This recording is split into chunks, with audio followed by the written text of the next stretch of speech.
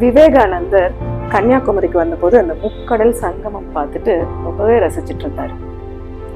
அவருக்கு இப்ப விவேகானந்தர் மண்டபம் அப்படின்னு சொல்லி மெடிடேஷனுக்கு ரொம்ப பெருமை போன இடம், நம்ம எல்லாம் அங்க போய் பார்த்துருந்தப்போ அந்த இடத்த பார்த்துன்னு அங்க போகணும்னு அவருக்கு ரொம்பவே தோணுச்சு. அது அவர் இலக்கா வச்சிருந்தாரு. அங்க போய் அவர் நிதானமா உட்காந்து மெடிடேட் பண்ணணும். ஆனா அவரை கூட்டிட்டு போறதுக்கு கட்டுமரமோ வேற எந்த வழியுமே இல்லை. யோசிச்சுட்டே இருந்தாரு.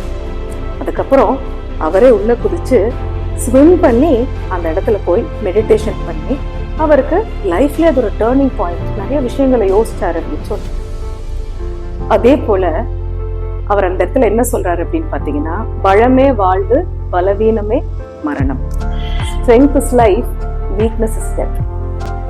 இது போல நம்ம சில இலக்குகள் வச்சிருப்போம், சில கோல் ஓரியன்ட் பண்ணிட்டு இதை நம்ம செய்யணும், இதை நம்ம சென்றடையணும், இதுக்கு நம்ம இதெல்லாம் செய்யலாம் அப்படின்னு செய்யணும்னு ஆரம்பிக்கும் பொழுது முதல்ல ஒரு பயம், இது நம்மளால செய்ய முடிஞ்சுமா, ஒரு பதற்றம், என்னடா இது தப்பா போயிட்டா என்ன பண்றது, இது இந்த மாதிரி எல்லாரும் நம்ம கேலி பண்ணிட்டா என்ன செய்யறது அப்படின்றனாலேயே நம்ம அதை செய்யாம ஒண்ணு ப்ரோக்ராஸ்டினேட் பண்ணி தள்ளி போட்டுட்டே இருப்போம், இல்ல அந்த விஷயம் நமக்கு செட் ஆகாது அப்படின்னு சொல்லி விட்டுடுறோம்.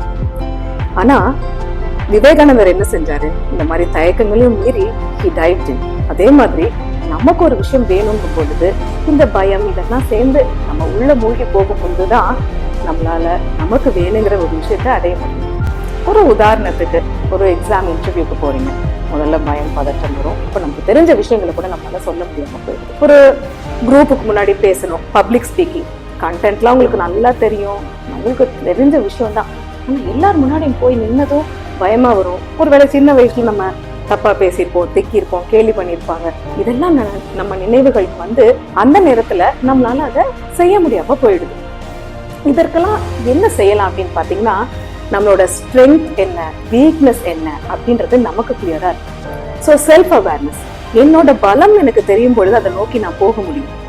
அப்படி நான் போகும் பொழுது இந்த தேவையில்லாத பயம், சில குழப்பங்கள், தயக்கம், இதெல்லாம் நம்ம ஓவர் கம் பண்ண முடியும். அப்ப நம்மளோட ஸ்ட்ரென்த்ஸ் நமக்கு எவ்வளவு ஸ்ட்ராங்கா தெரியுது, அதை நீங்க கண்டுபிடிங்க. ஸோ என்னுடைய பலம் நான் கண்டுபிடிக்கணும். நிறைய நேரங்கள்ல நமக்கு தெரியாம நம்மளை பத்தி நம்மளோட ஃப்ரெண்ட்ஸ், ரிலேட்டிவ்ஸ் இவங்க எல்லாருக்கும் நிறைய தெரிஞ்சிருக்கும். அப்ப அவங்க கிட்டயும் போய் உங்களோட ஸ்ட்ரென்த்ஸை கேட்கணும். ஆனா யாரை கேட்குறீங்கிறதுல கவனமா இருக்கு.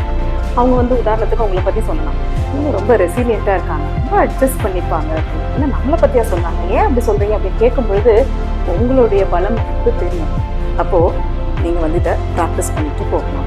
உங்களுக்கு மற்றவங்கள்ட்ட பேசுறதுக்கு சிரமமா இருக்கா, அதற்கு என்ன வழிமுறைகள் இருக்கு அப்படின்றத கண்டுபிடிச்சு அதை நீங்க செஞ்சு இதை மேற்கொண்டு உங்களோட இலக்கை நோக்கி போகுங்க. ஆரம்பிக்கும் பொழுது பயம் இருக்கும், தயக்கம் இருக்கும், பதட்டம், ஆங்ஸைட்டி, இதெல்லாம் நிறையவே வரும். ஆனா உள்ள மூழ்கிட்டீங்க அப்படின்னு சொல்லும் பொழுது அது உங்களுக்கு பழகிரும். ரொம்ப சிறப்பா செஞ்சு உங்களுடைய ஸ்ட்ரென்த்ஸை வெளிக்காட்டுறதுக்கான ஒரு தருணம் நீங்க உருவாக்கணும். தேங்க்யூ.